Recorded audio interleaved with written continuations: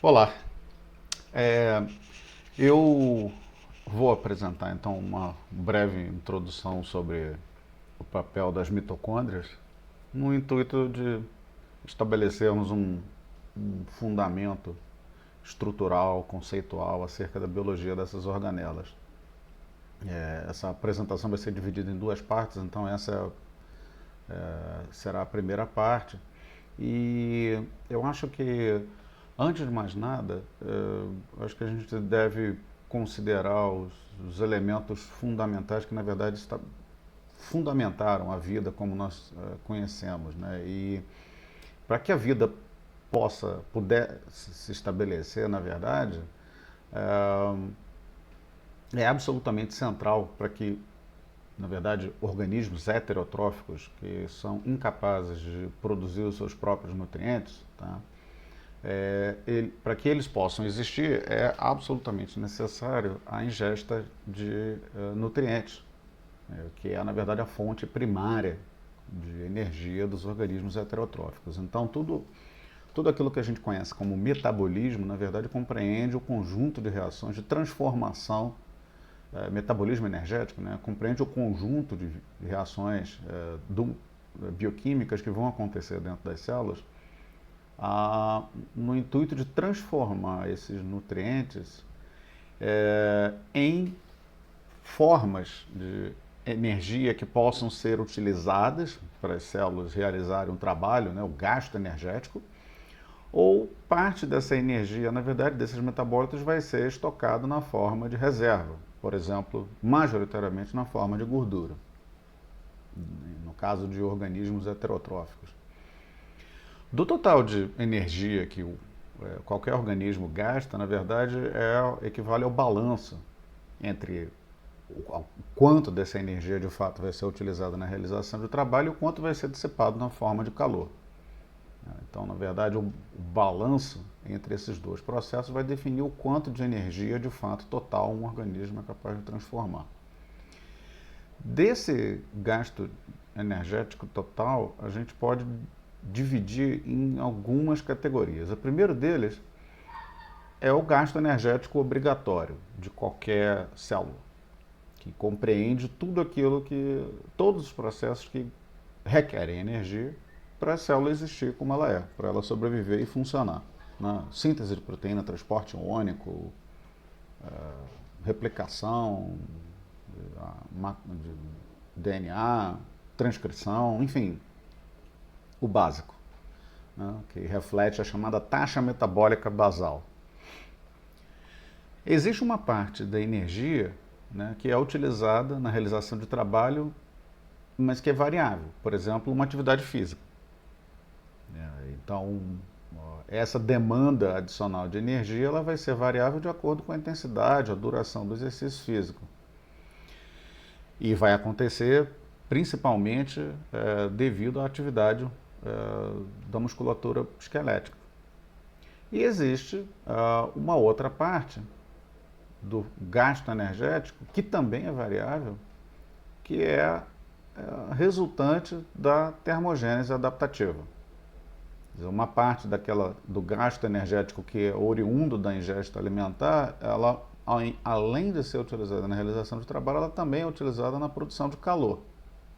Lembrando que a variação total de energia de qualquer sistema é o somatório desses dois parâmetros, né? O quanto de energia é utilizada na realização de trabalho e o quanto é utilizado na dissipação de calor. E essa dissipação de calor, ela vai acontecer basicamente em dois tecidos.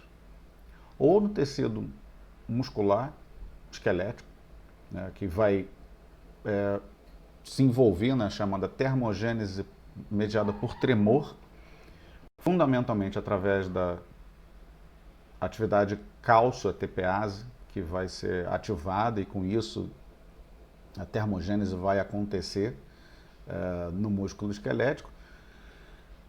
E também um tecido muito particular, que é o tecido adiposo marrom, que eu vou comentar mais à frente nas discussões, que é um tecido dedicado a gastar energia na geração de calor. Então, essa termogênese adaptativa, ela também é variável, porque ela vai depender, basicamente, da variação de temperatura entre o ambiente e o organismo. Ela também vai depender do tipo de dieta, porque dietas com determinadas composições podem ativar de forma mais intensa ou não essa termogênese adaptativa. E a maneira pela qual esses dois tecidos, né, o tecido adiposo marrom e o músculo esquelético, vão responder a esses estímulos também vai ser variável, seja no tempo, seja na magnitude. Então, uma ideia geral para a gente contextualizar o metabolismo energético, como que ele pode ser dividido. Então, a gente pode dividir entre trabalho e calor. Né? E isso compreende, então, o gasto energético corpóreo.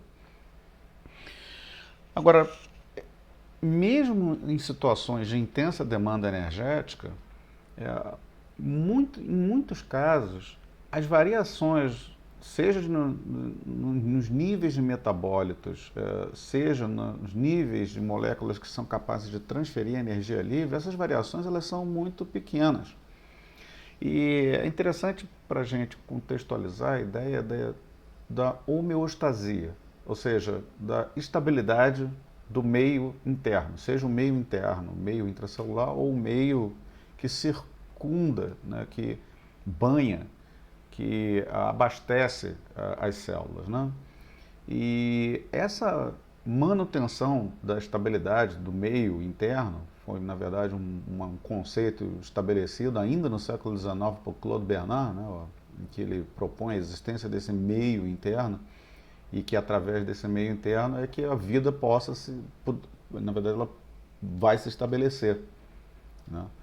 E o conceito, na verdade, de homeostasia, na verdade, só foi formalmente cunhado, estabelecido por Walter Cannon, já no início do século XX, quando ele propõe que as reações fisiológicas coordenadas que mantêm a maior parte dos estados estacionários do corpo são tão complexas, são tão peculiares aos organismos vivos, que ele sugere a designação específica desses estados, que uma designação específica seja empregada, o que ele chamou de homeostase.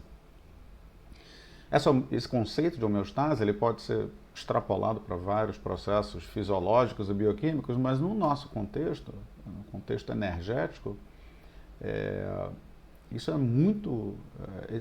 o conceito, né, a ideia de homeostasia energética ela é muito clara. Por exemplo, nesse trabalho clássico de Peter Prochaska, em que ele determina a concentração de metabólitos de transferência de energia livre, né, fosforilados, ATP, ADP, AMP, MP e fosfato total, no músculo esquelético sólido, em repouso ou imediatamente após o exercício. E a gente observa que essa variação, na verdade, as variações nos metabólitos, ela é muito pequena, né? Mesmo de ATP. Então a gente percebe que a ideia de homeostase, na verdade, ela parece existir, não importa o metabólito. Isso no músculo esquelético de rato, mas se a gente olhar, mas será que isso vale para qualquer organismo na natureza? Veja o caso dessa mosquinha, o músculo de voo dessa mosquinha. Se ela for desafiada ao voo por 1 hora, as variações nos níveis de ATP e ADP são mínimas. Quer dizer, há uma homeostase energética que é mantida mesmo sob altas demandas. Difícil imaginar um trabalho que demande mais energia do que o voo, né? Mas, obviamente, para que essa homeostase seja mantida, isso não significa que não há demanda, muito pelo contrário. A demanda energética, né, a demanda por ATP, ela é enorme nesses casos, né?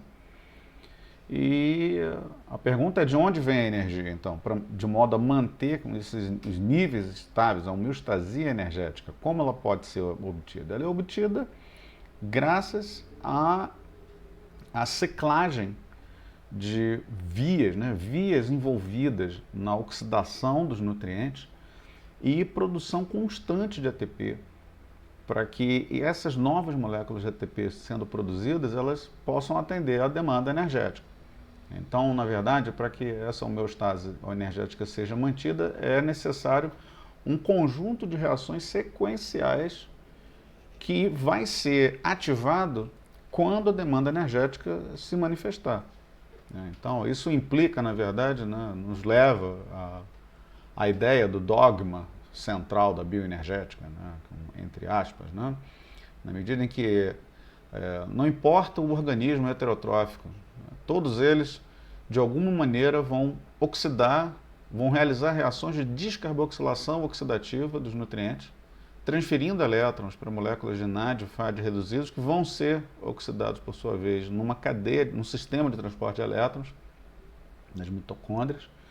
E esse sistema de transporte de elétrons vai transformar a energia desses elétrons em um gradiente eletroquímico de prótons, que, por sua vez, vai ser utilizado, esse gradiente eletroquímico de prótons vai ser utilizado, por sua vez, por uma máquina molecular chamada ATP sintase, usando então essa energia na síntese de ATP. Uma vez o ATP sendo produzido, esse ATP vai ser usado, é a demanda, né? A demanda energética da célula, seja ela qual for, né? E estabelecendo então um ciclo.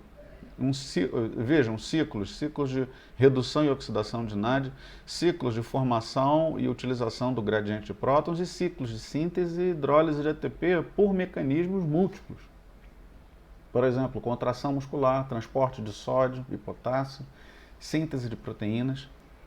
Destaco esses três em particular porque em situações de repouso, esses três processos são, em conjunto, aqueles que representam a maior parte da demanda energética celular de um organismo, na verdade, em condições de repouso, né? Claro que lembrando, né, que a contração muscular, ela é variável, né, do ponto de vista de demanda, ela vai ser variável de acordo com a demanda. Se, obviamente, o organismo começa a realizar um trabalho físico, a contração muscular ela vai aumentar a sua demanda por ATP.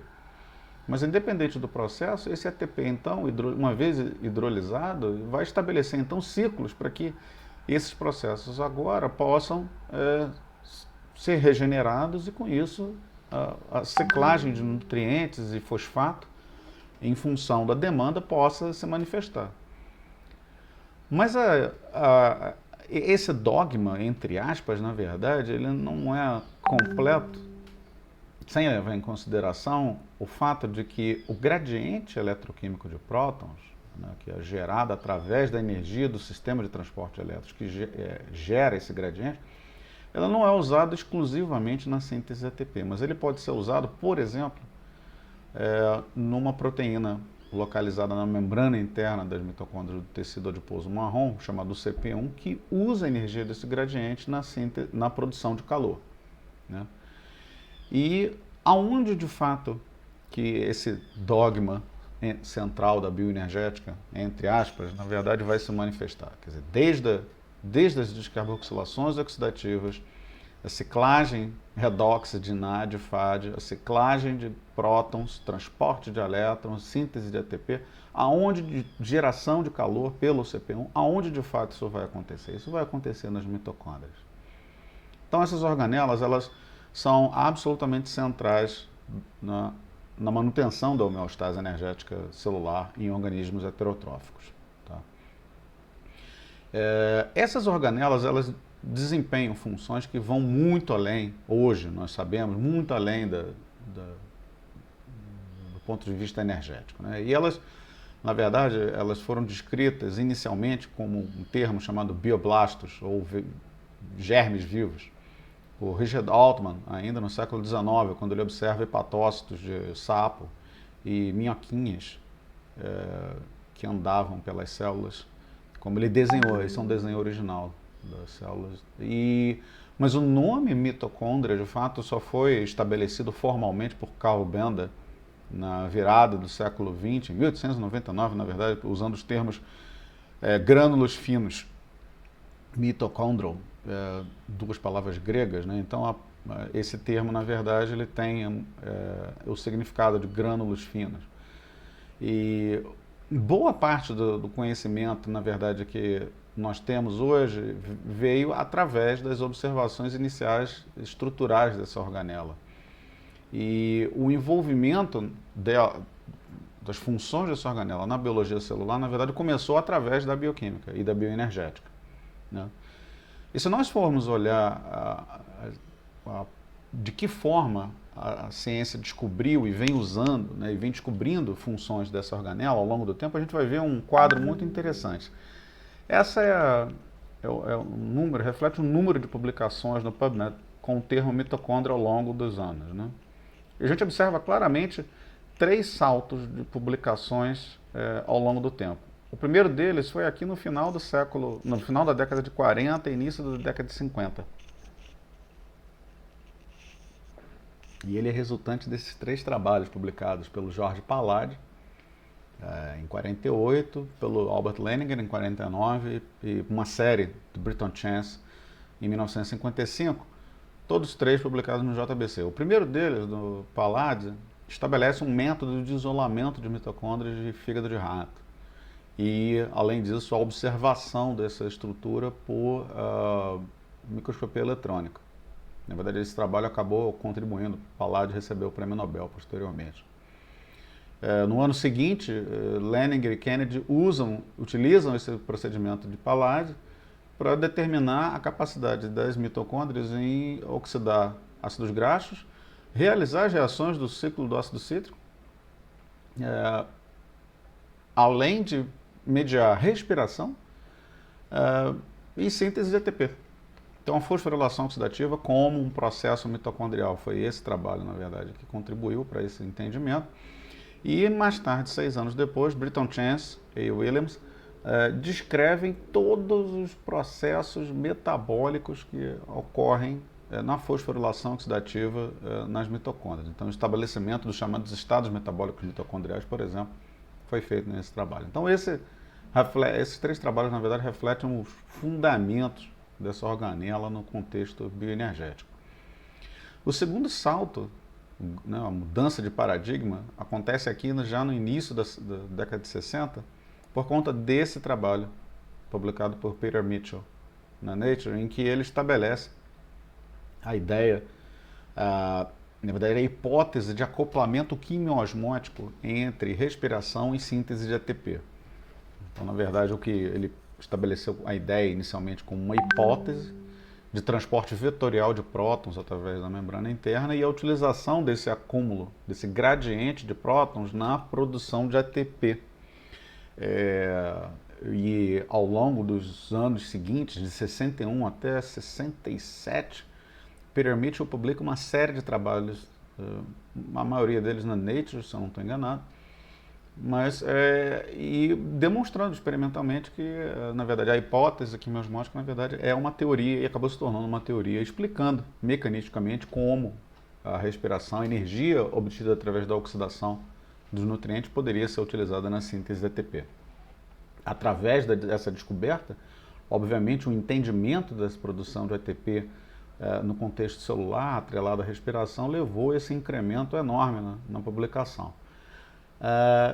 E aí, meados da década de 70 até o final da década de 90, a gente observa uma estagnação, uma consolidação do conhecimento acerca dessa organela, que nos leva ao terceiro shift, mudança de paradigma, que acontece, na verdade, em 1996, por conta desses 2 trabalhos.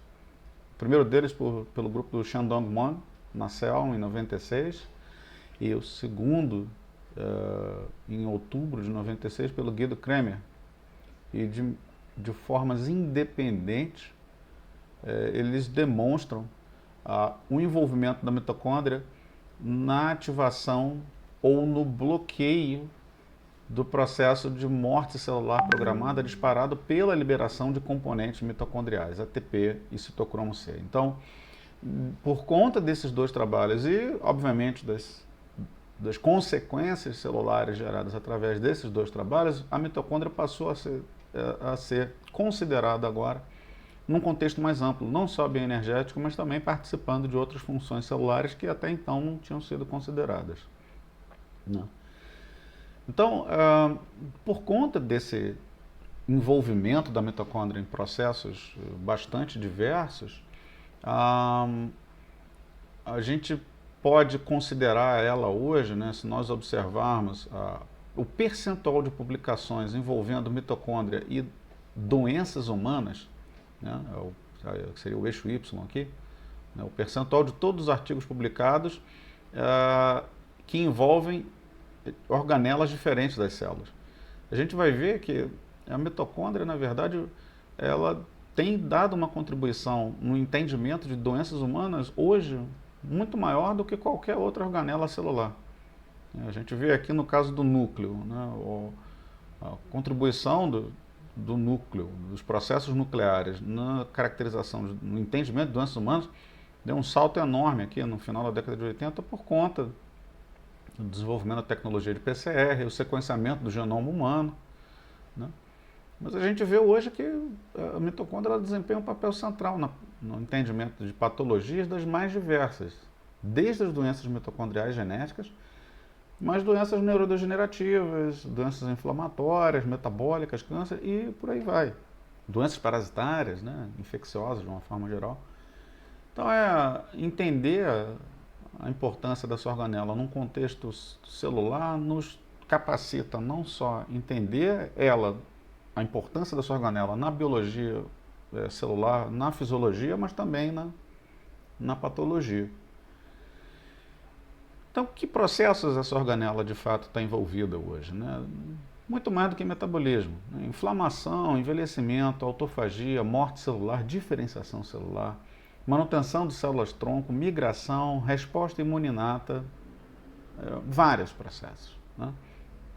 E boa parte dessa complexidade, dessa multiplicidade de interações que essa organela é capaz de interagir e está sendo descrita cada vez mais, é resultante da sua complexidade estrutural. Então, esse esquema é interessante porque ele mostra só uma pequena parcela da complexidade dessa organela. Um esquema em que mostra que a organela, na verdade, a mitocôndria, é composta de duas membranas. Uma membrana externa bastante permeável, com uma composição mais lipídica do que proteica, e uma membrana interna altamente seletiva, na verdade mais proteica do que lipídica, e aonde se localizam, na verdade, várias proteínas que permitem o transporte seletivo de solutos.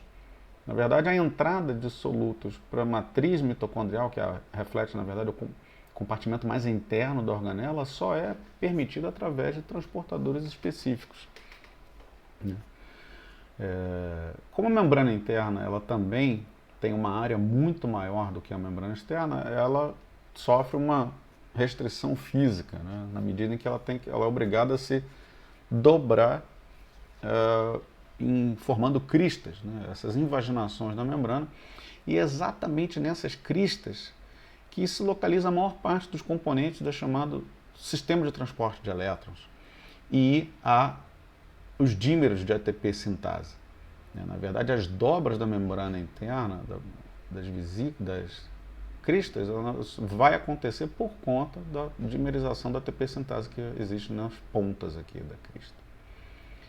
Então, essa compartimentalização seletiva de componentes da membrana interna determina também a formação das cristas e a definição, a delimitação de processos. Então, a fosforilação oxidativa, na verdade, ela não vai acontecer em qualquer lugar da membrana interna.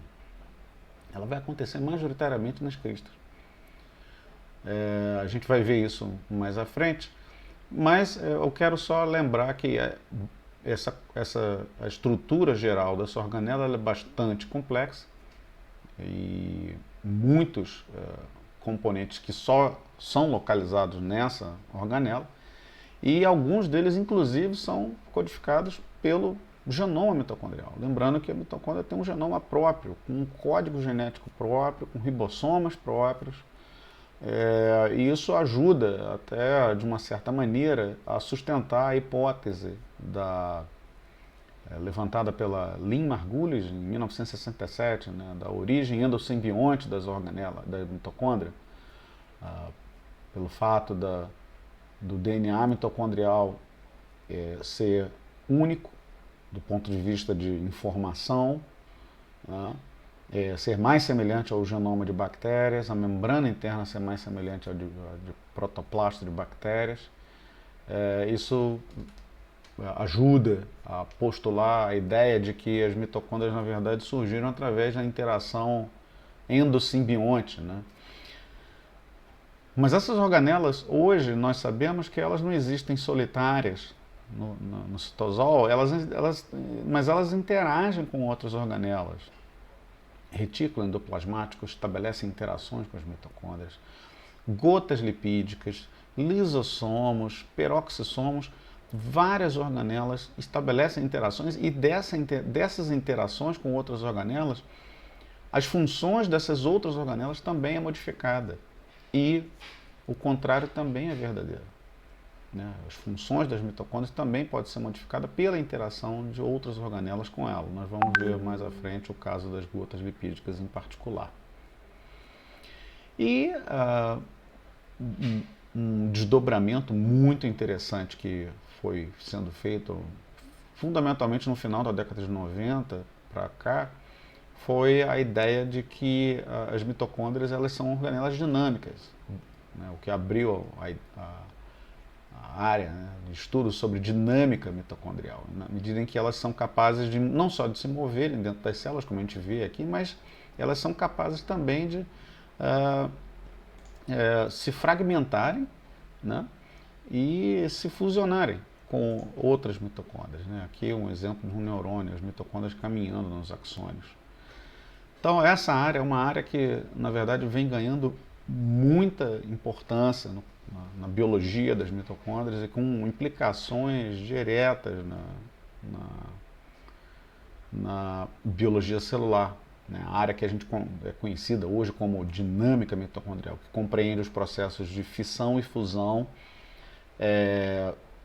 movimento e eliminação por mitofagia, né? Uma observação interessante nesse sentido é considerar que a forma das mitocôndrias, um exemplo aqui de uma célula beta em uma situação controle, a forma das mitocôndrias ela muda de acordo com o ambiente, por exemplo, de um meio normocalórico para um meio hipercalórico.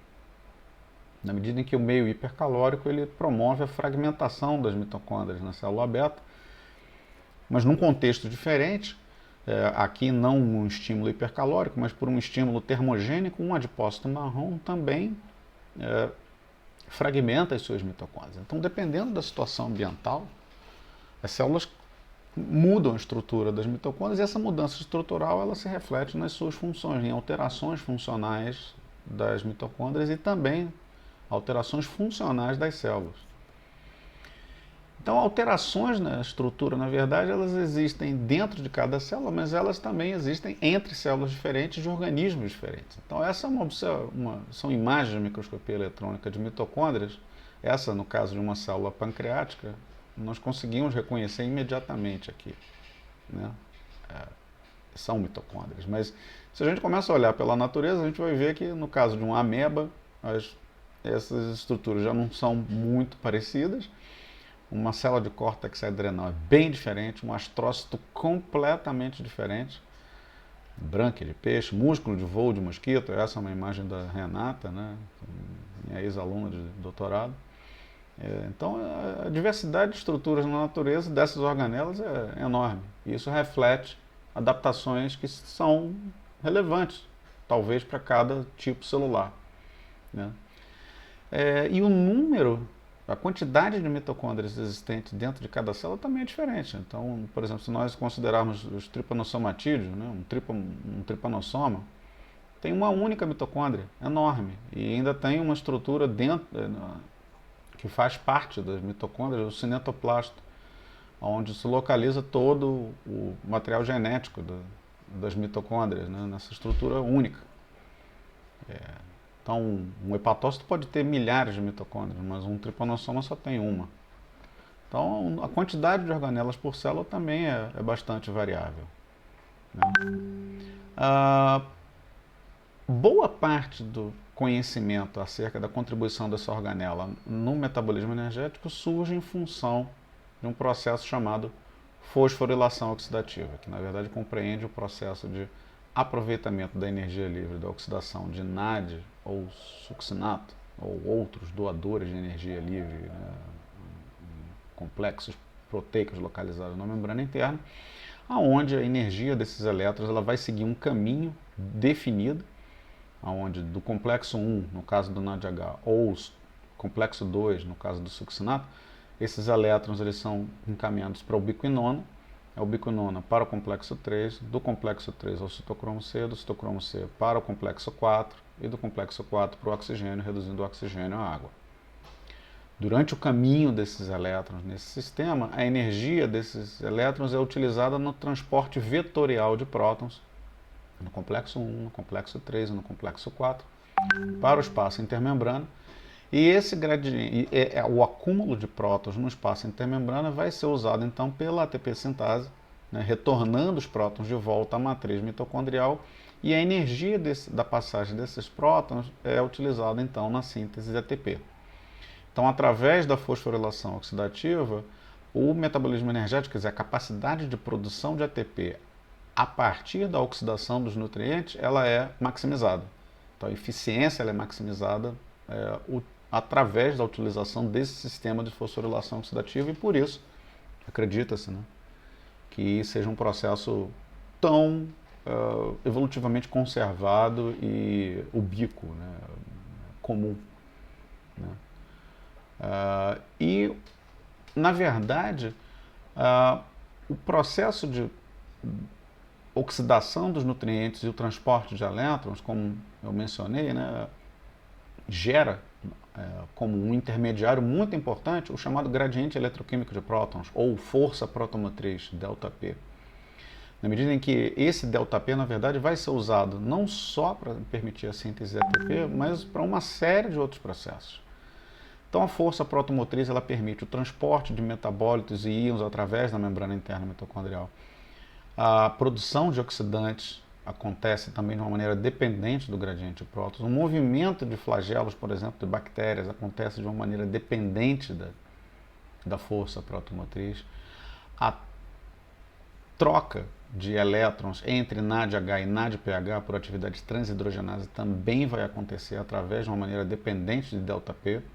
A produção de calor, não está aqui, mas a produção, a termogênese mediada no tecido adiposo marrom depende também da magnitude do gradiente de prótons, e todos esses processos, de uma forma ou de outra, vão determinar a capacidade bioenergética celular e, com isso, a sobrevivência das células aeróbias, né? E, nesse sentido, a gente pode considerar, então, o ΔP, a força protomotriz, como um mecanismo central de controle do metabolismo mitocondrial. E, através desse ΔP, 3 processos, na verdade, controlam a capacidade bioenergética das mitocôndrias, né? Então, o primeiro deles é o que nós entendemos como supply. O que vem a ser o supply? O supply compreende todos os processos que fornecem elétrons para o sistema de transporte de elétrons, para a respiração. Então, o supply envolve as vias metabólicas que vão produzir intermediários, por exemplo, piruvato ou acetil-CoA, né, que vão ser oxidados nas reações do ciclo de Krebs nas mitocôndrias, né? Então, o supply compreende as vias metabólicas que vão produzir esses intermediários reduzidos pelas mitocôndrias, os transportadores que vão permitir o transporte desses metabólitos para as mitocôndrias, as desidrogenases que vão realizar reações de descarboxilação oxidativa desses intermediários e os componentes do sistema de transporte de elétrons para transportar os elétrons até o oxigênio. Então, supply, na verdade, compreende todos esses mecanismos. O segundo mecanismo que controla a capacidade respiratória e o metabolismo energético mitocondrial é o que a gente conhece como demanda. O que vem a ser a demanda? A demanda, na verdade, representa o balanço entre as vias metabólicas que usam ATP e a atividade ATP sintase, quer dizer, o balanço entre o ATP hidrolisado e o ATP sintetizado. Na medida em que quanto maior for a demanda energética, ou seja, quanto maiores os níveis de ADP, maior vai ser o estímulo que esse ADP vai resultar na ativação da ATP sintase, portanto, o requerimento compensatório da respiração para que a síntese ATP possa ser mantida e a homeostase energética ser mantida, né?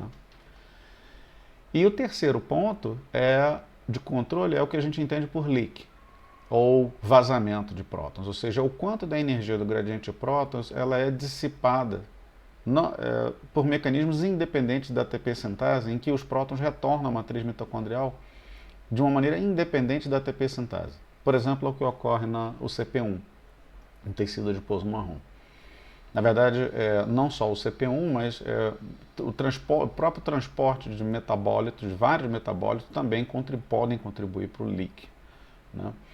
E quanto maior foi essa ineficiência, na verdade, o transporte de prótons independente da ATP sintase, isso vai introduzir uma redução da eficiência da fosforilação oxidativa, na medida em que parte da energia dos elétrons usada na formação do gradiente de prótons, ela vai ser utilizada por mecanismos outros que não na conservação de energia na forma de ATP, por exemplo, na termogênese. Mas aqui a gente pode discutir melhor mais à frente, mas esse é um ponto importante para considerarmos no contexto do controle metabólico, né? Então, voltando à ideia da origem do simbionte, quer dizer, o que levou a Lynn Margulis a propor a ideia da teoria do simbionte? Que a ideia, na verdade, é que cloroplastos e mitocôndrias possuem o seu DNA próprio, o código genético dessas organelas é distinto do núcleo, ribossomas próprios. As mitocôndrias têm duas membranas fosfolipídicas, sendo que a externa é mais semelhante à membrana plasmática de eucariotos e a membrana é mais parecida com a membrana de protoplastos de bactéria. Os ribossomos são bastante parecidos com os ribossomos de bactéria e, por conta disso, o DNA mitocondrial, na verdade, é mais suscetível a mutações do que o nuclear, porque não existe associação com estonas, né, com polissomos, né? Então, isso sugere a ideia de que o DNA mitocondrial é mais suscetível à evolução mais rápida do que o DNA nuclear. E esses estudos sugerem que essa interação endosimbionte, se ela de fato ocorreu, ela ocorreu há cerca de mais ou menos 2,2 bilhões de anos atrás. Mas essa teoria hoje ela não é mais a única teoria que sugere a origem dessas estruturas das mitocôndrias, mas ela ainda tem um certo respaldo na literatura. E só para terminar essa discussão, hoje nós sabemos que as mitocôndrias, como organelas capazes de realizar o processo de oxidação aeróbia dos nutrientes, né, o que está mencionado aqui como mitocôndrias aeróbias, né, como nós a conhecemos, possuem genoma próprio, possuem cristas, possuem componentes do sistema de transporte de elétrons, ciclo de Krebs, né? Ela reflete, na verdade, só uma parte da diversidade de organelas, de estruturas que são capazes de realizar os processos de oxidação, de aproveitamento, de maximização do metabolismo aeróbio na produção de ATP. Nós vamos discutir mais à frente, né, o caso de organelas que estruturalmente são semelhantes às mitocôndrias, mas que não respiram. Na verdade, produzem gás hidrogênio, chamados mitocôndrias que produzem gás hidrogênio, ou até mesmo hidrogenossomos, que são organelas dedicadas à produção de hidrogênio, mas que, por exemplo, não possuem DNA mitocondrial, não possuem cristas, por exemplo. Possuem complexo 1, mas não possuem outros complexos, né? Mitossomas, que são organelas ainda mais primitivas, criptons, na verdade, uma diversidade de outras organelas que a gente está começando a entender e a descobrir mais recentemente, mas que a gente vai compreende, na verdade, as chamadas mitochondrial related organelles. E na verdade a gente vai discutir isso um pouco mais à frente no próximo journal, na próxima discussão, tá? Então era isso, gente. A gente continua no próximo journal.